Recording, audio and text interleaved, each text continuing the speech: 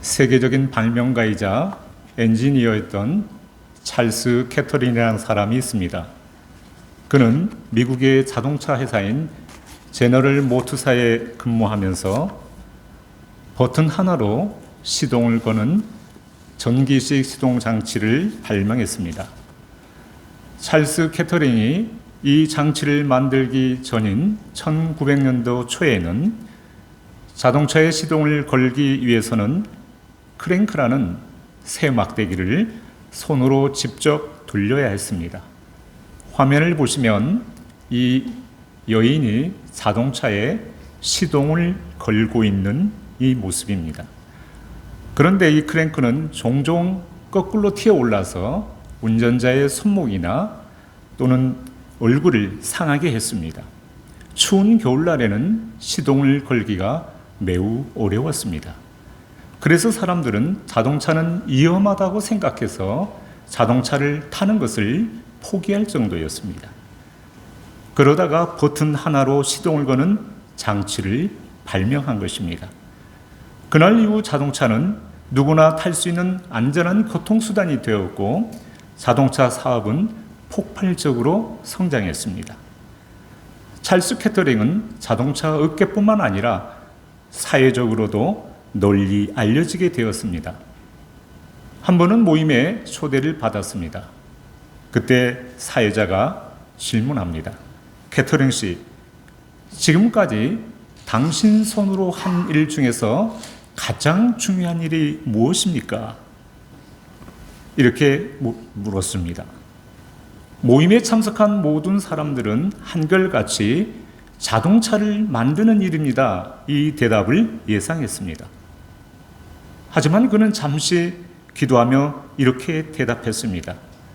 제 손으로 한 일줄 가운데 가장 중요한 일은 두 손을 잡고 하나님께 기도하는 일이었습니다. 청중들의 예상을 깨고 나온 그의 대답은 기술이나 능력이 아니라 하나님이 없이는, 기도가 없이는 자기의 업적을 이룰 수 없었다라는 겸손한 고백이었습니다. 오늘 본문에는 포로문의 후손으로서 어떻게 하면 하나님의 거룩한 뜻을 이루어 드릴 수 있을까 눈물로 기도하는 한 사람이 있습니다. 그 사람의 이름은 느헤미야입니다. 느헤미야는 기도의 사람이었습니다. 하나님의 사람이었습니다. 그래서 그는 무너져 내린 예루살렘 성벽을 재건하기에 앞서서 먼저 하나님 앞에 무릎을 꿇은 사람이었습니다. 사랑하는 성도 여러분, 기도란 무엇입니까? 기도는 하나님과의 영적인 호흡이요, 대화요, 우리 영혼의 호흡입니다. 또한 하늘의 문을 여는 열쇠이자 하나님의 능력을 끌어오는 축복의 통로입니다. 기도는 그리스도인의 표징이며 이 세상을 변화시키는 영적인 무기입니다. 우리 다 함께 기도는 너무나도 중요하기 때문에 화면 보지 마시고 좀 더 간략하게 저를 따라서 한번 해보도록 하겠습니다. 기도란 하나님과의 영적인 대화요, 호흡이며 축복의 통로입니다. 그리스도인의 표징입니다. 영적인 무기입니다. 너무 잘하셨습니다. 이렇게 말할 수 있습니다. 그러나 이것뿐만 아니라 우리 성도님들께서도 기도하고 응답받고 체험한 것을 얼마든지 더 말할 수 있습니다. 오늘 본문에는 느헤미야의 삶을 통해서 하나님이 기뻐하시는 기도의 모습을 몇 가지 더 살펴보면서 은혜를 나누고자 합니다. 오늘 본문의 시작은 왕의 술관원이 되어서 수상궁에 있는 느헤미야가 예루살렘을 다녀온 그의 동생 하나니로부터 안타까운 소식을 듣는 것으로부터 시작하고 있습니다. 그 소식이 2절과 3절에 기록이 되어져 있습니다. 2절 말씀, 3절 말씀 보겠습니다. 내 형제들 가운데 하나인 하나니가 두어 사람과 함께 유다에서 내게 이르렀기로 내가 그 사로잡힘을 면하고 남아있는 유다와 예루살렘 사람들의 형편을 물은즉 그들이 내게 이르되 사로잡힘을 면하고 남아있는 자들이 그 지방 거기에서 큰 환난을 당하고 능욕을 받으며 예루살렘 성은 허물어지고 성문들은 불탔다 하는지라. 느헤미야에게 전해준 소식은 사로잡힘을 면하고 남아있는 자들이 큰 환난과 능욕을 받으며 고통스럽게 살아가고 있다는 것과 예루살렘 성은 무너졌으며 성문들은 불에 타 없어졌다는 비참한 소식이었습니다. 그런데 느헤미야는 이 소식을 듣자마자 울고 또 울었습니다. 하나님 앞에 금식하며 나아가기 시작합니다. 첫 번째로 느헤미야의 기도는 하늘 아버지의 마음이 담긴 눈물의 기도입니다. 4절 말씀도 보시도록 하겠습니다. 내가 이 말을 듣고 앉아서 울고 수일 동안 슬퍼하며 하늘의 하나님 앞에 금식하며 기도하여. 여기서 우리는 느헤미야의 반응에 대해서 주목할 필요가 있습니다. 어떻게 느헤미야는 이 소식을 듣고 울면서 탄식하며 금식하며 기도할 수 있었을까요? 그는 포로민의 후손이었습니다. 남유다가 포로로 끌려온 해가 BC 586년입니다. 그리고 이제 느헤미야 자신이 총독이 되어서 제3차 포로 귀환을 앞두고 있는 지금 연도는 BC 444년입니다. 약 140년이라는 세월이 흘렀습니다. 아마도 느헤미야는 포로 3세쯤 되는 사람입니다. 그는 태어나서 한 번도 예루살렘을 가본 적이 없는 사람입니다. 그런데 어떻게 이 소식을 들은 즉시 탄식하며 기도로 눈물로 기도할 수 있었을까요? 그것은 바로 어렸을 때부터 부모들의 철저한 신앙교육을 받았기 때문입니다. 그리고 무엇보다 하나님께서 느헤미야를 쓰시기 위해서 오래전부터 준비한 사람이었기 때문에 가능했던 것입니다. 이러한 신앙적인 배경은 비단 느헤미야 개인의 특징만이 아니라 이스라엘 민족 전체가 가지고 있던 신앙의 전통에서도 찾아볼 수가 있습니다. 유대인들은 세계 어느 곳에 가서 살고 있더라도 가장 10명이 모이면 제일 먼저 세우는 것이 회당이었습니다. 그리고 그곳에서 말씀을 가르쳤고 자유롭게 토론을 벌였습니다. 그들은 선민으로서의 정체성을 잃지 않기 위해서 하나님의 말씀을 철저하게 배웠습니다. 그리고 언젠가는 하나님께서 약속하신 그 땅으로 돌아가리라는 믿음과 소망으로 살았습니다.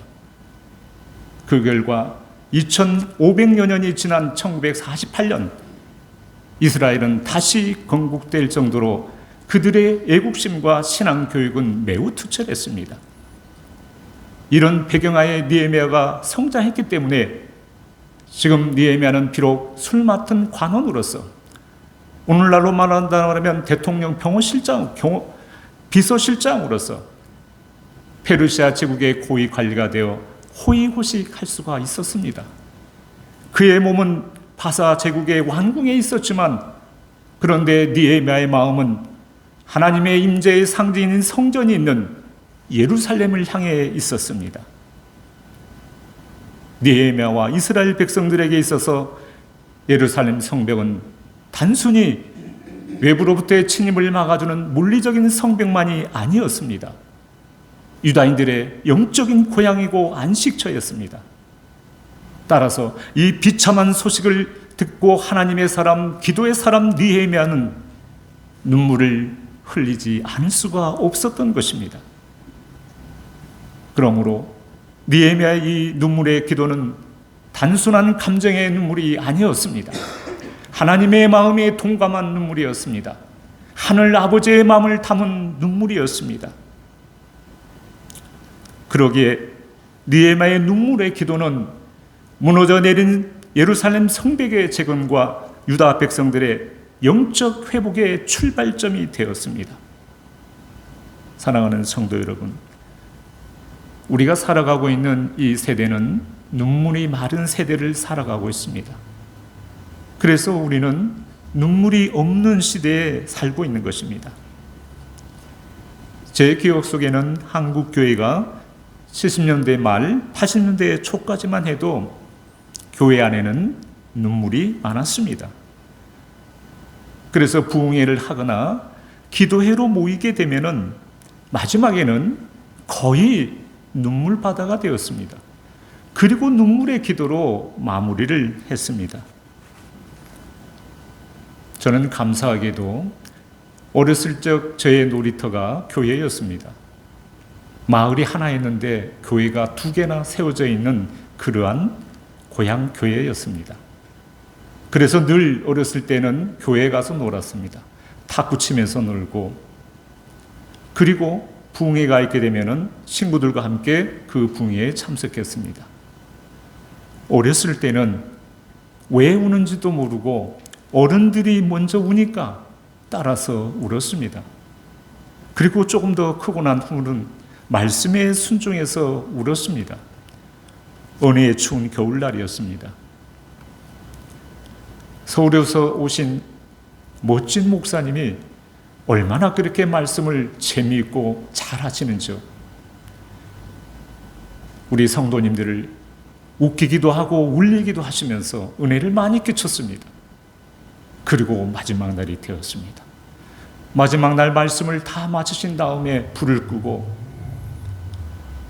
저희들 때는 마지막 회개 기도할 때는 찬송가 338장인, 지금 280장인 천부의 의지 없어서 손들고 나옵니다. 이 찬양을 한 후에 주의 삼창을 부르면서 얼마나 통곡하면서 회개했는지 모릅니다. 이 목사님께서 말씀하십니다.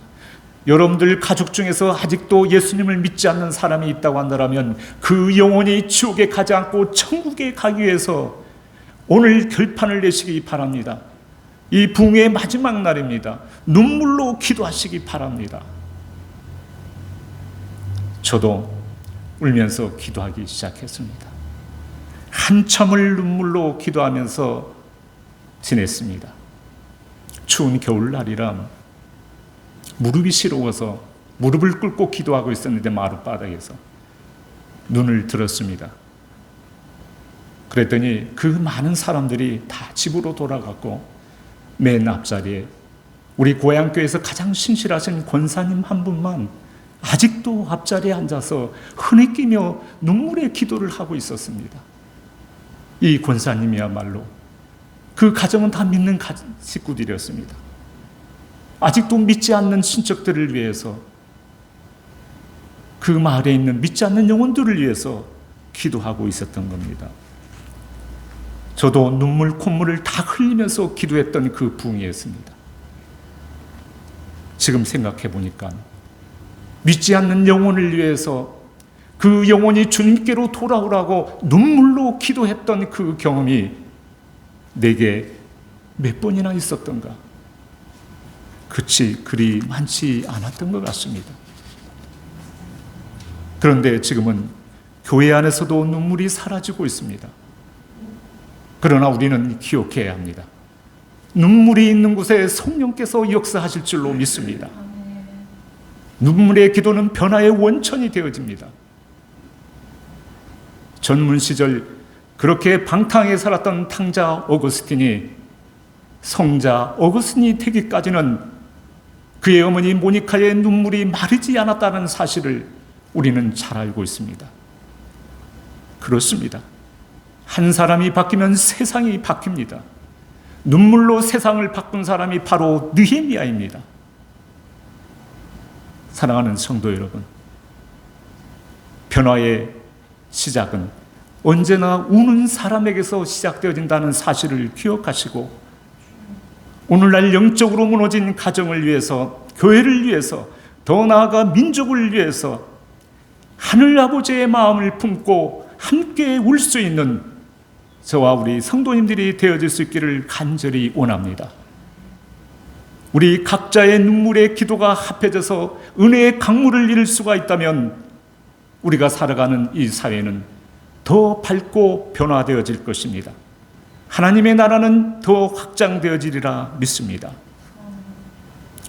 두 번째 느헤미야의 기도는 하나님의 긍휼을 바라는 소망의 기도입니다.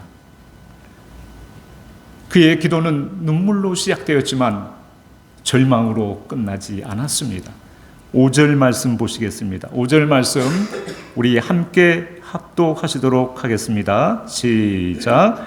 이르되 하늘의 하나님 여호와 크고 두루우신 하나님이여, 주를 사랑하고 주의 계명을 지키는 자에게 언약을 지키시며 긍휼을 베푸시는 주여 간구하나이다. 아멘. 느헤미야는 무너진 성벽을 바라보면서 통곡했지만 좌절하지 않고 하나님의 긍휼을 바라는 소망의 기도를 하고 있습니다. 현실을 바라보면 아무런 소망이 없습니다. 성벽은 무너져 있고 유다 백성들의 인권은 짓밟히고 있습니다. 그러나 느헤미야는 눈을 들어서 문제보다 더 크신 하나님을 바라보게 됩니다. 또한 5절은 하늘의 하나님 여호와, 크고 두려우신 하나님으로 시작하고 있는 것을 볼 수가 있습니다. 지금 느헤미야의 기도의 방향은 문제로 향하지 않고 하나님께로 향해 있다라는 사실입니다. 그리고 느헤미야는 그 하늘의 하나님께, 권능이 많으신 하나님께 긍휼을 베풀어 주실 것을 간절히 기도하고 있습니다. 그런데 여러분, 우리는 삶을 살아가면서 예기치 못한 상황을 만나거나 큰 문제를 만나게 되었을 때 먼저 하나님을 향하여 기도하지 못하고 그 문제에 집중할 때가 있습니다. 그러다 보면 나도 모르게 그 문제에 함몰되거나 중도에 포기할 때가 종종 있게 됩니다. 그러나 우리는 기억할 수 있기를 원합니다. 하나님께서는 긍휼을 구하는 자의 기도에 귀를 기울여 주시며 응답해 주신다라는 사실입니다. 우리는 이 사실을 다니엘의 삶 속에서 찾아볼 수가 있습니다. 바벨론의 느부갓네살 왕 때 다니엘과 그의 세 친구가 포로로 끌려왔습니다. 왕궁에서 교육을 받게 된 그들은 왕이 지정해 준 음식들을 먹어야 했습니다. 근데 왕의 식탁에는 레위기 율법상 부정한 짐승의 고기들도 포함이 되어 있었고, 심지어 그 고기들은 먼저 이방 신에게 제물로 바쳐진 후에야 왕의 식탁에 오른 것들이 많았습니다. 그래서 다니엘은 하나님의 율법을 어기지 않고 자신을 더럽히지 않기 위해서 뜻을 정합니다. 한마디로 왕의 명령을 거부하기로 뜻을 정합니다. 그런데 이 일은 쉬운 결단이 아닙니다. 다니엘은 지금 포로로 끌려온 소년입니다. 또한 왕의 명령에 거역하게 되면 목숨까지도 각오해야 했습니다. 그런데 하나님께서는 어떻게 다니엘에게 긍휼을 베풀어 주시는지를 다니엘 1장 8절과 9절에서 볼 수가 있습니다. 다니엘 1장 8절과 9절의 말씀입니다. 다니엘은 뜻을 정하여 왕의 음식과 그가 마시는 포도주로 자기를 더럽히지 아니하리라 하고, 자기를 더럽히지 아니하도록 환관장에게 구하니 하나님이 다니엘로 하여금 환관장에게 은혜와 긍휼을 얻게 하신지라. 아멘. 여기서 구한다라는 이 단어는 단순한 요청이 아닙니다. 간절하게 구하다입니다. 간청하다라는 것입니다. 다니엘은 먼저 하나님의 뜻을 지키기 위해서 하나님께 간절히 기도하고 환관장에게도 간절히 부탁했다라는 것입니다.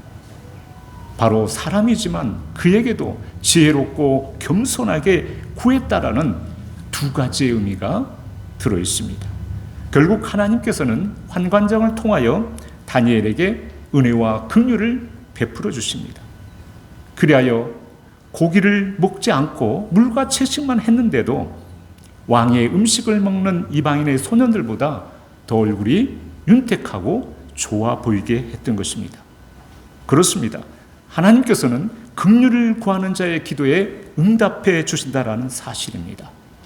성도 여러분, 우리의 인생 여정 가운데에도 무너진 성벽과 같은 순간이 있을 수가 있습니다.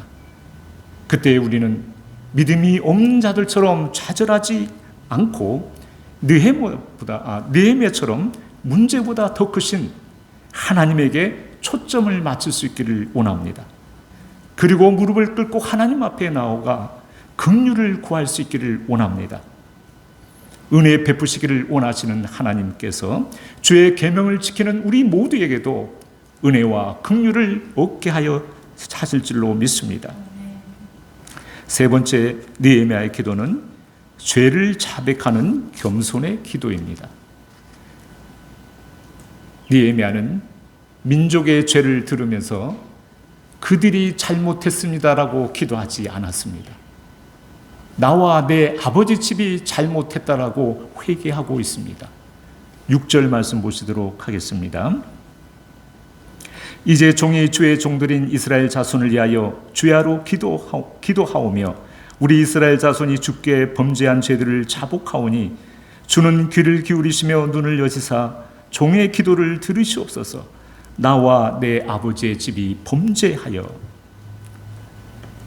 느헤미야의 기도는 자신의 죄를 자백하는 것으로 시작하여 가족의 죄까지 자백했고, 더 나아가 이스라엘 자손, 민족 전체의 죄를 포함하여 자복하고 있는 것을 볼 수가 있습니다.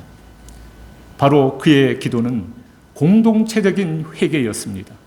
사실 느헤미야는 포로로 끌려온 후 시간이 많이 지난 다음에 태어났기 때문에 이스라엘 백성들이 포로로 끌려오게 된 그 결과에 아무런 관계가 없는 사람입니다.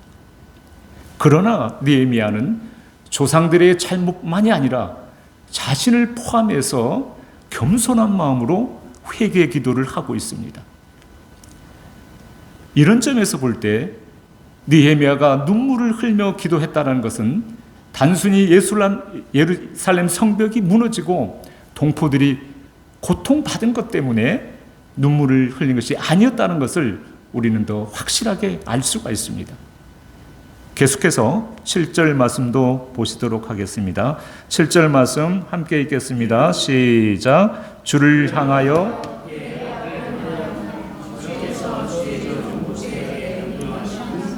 계명과 율례와 규례를 지키지. 아멘. 느헤미야가 이것을 보았습니다. 무너진 예루살렘 성벽만 본 게 아니라 그 뒤에 감추어진 현실을 바라보았습니다. 그는 하나님께서 모세에게 명령하신 계명과 율례와 규례를 이스라엘 백성들이 지키지 않았다라고 자백하고 있습니다. 여기서 계명과 율례와 규례는 율법을 세 가지로 나눈 것입니다. 계명은 십계명을 중심으로 한 종교 생활의 가장 기본적인 요소입니다. 율례는 바로 종교 생활을 하기 위해서 십계명을 좀 더 확대해서 법으로 만든 성문율입니다. 그리고 규례는 하나님의 명령을 생활과 예배 속에서 구체적으로 실천하게 한 방법입니다. 신앙적인 규범입니다. 그런데 이 모든 것을 이스라엘 백성들이 지키지 않았음을 자백하고 있습니다. 이 말은 곧 하나님의 말씀의 성벽이 무너졌다라는 뜻입니다. 성벽이 무너진 진짜 이유는 성벽을 쌓고 있는 돌의 문제가 아니라 이스라엘 백성들의 신앙의 문제였습니다. 사랑하는 성도 여러분, 오늘 우리도 겉으로는 평안해 보여도 아무 일이 없는 것처럼 보여도 내 내면의 신앙의 벽이 무너질 때가 있습니다. 우리 그리스도인들에게 있어서 기도의 성벽, 말씀의 성벽, 거룩의 성벽이 무너진다고 한다면 죄는 더 쉽게 우리 안에 들어오고 우리들의 마음의 성벽은 무너지고 말 것입니다. 그러나 그때마다 죄를 자백하고 겸손의 기도로 나아가게 된다면 무너진 성벽의 내면의 성벽은 다시 세워질 줄로 믿습니다. 하나님께서 사랑하는 성도 여러분, 아직 우리의 신앙의 성벽이 견고하지 못하다면 우리 모두 우리의 신앙의 성벽을 든든히 세워나갈 수 있기를 원합니다. 그리할 때 하나님께서는 우리 모두에게 회복의 문을, 변화의 문을 활짝 열어주시리라 믿습니다. 오늘 우리는 본문에서 느헤미야가 드린 세 가지의 기도를 보았습니다. 느헤미야는 하나님의 마음을 품는 눈물의 기도로 시작해서 긍휼을 바라는 소망의 기도와 죄를 자복하는 겸손의 기도를 하늘 아버지께 올려드렸습니다. 이 세 가지의 기도가 모여 하나님께서 일하시는 통로가 되었습니다. 사랑하는 여러분, 하나님께서는 오늘도 한 사람을 찾고 계십니다. 한 사람의 눈물의 기도를 한 사람을 찾고 계십니다. 한 사람의 긍휼의 믿음을 찾고 계십니다. 한 사람의 회개의 기도를 찾고 계십니다. 오늘 말씀을 듣고 있는 우리 모든 성도님들이 우리 주님께서 찾으시는 그 한 사람이 되어질 수 있기를 주님의 이름으로 축복드리겠습니다. 기도드리겠습니다. 주님, 저희들의 심령에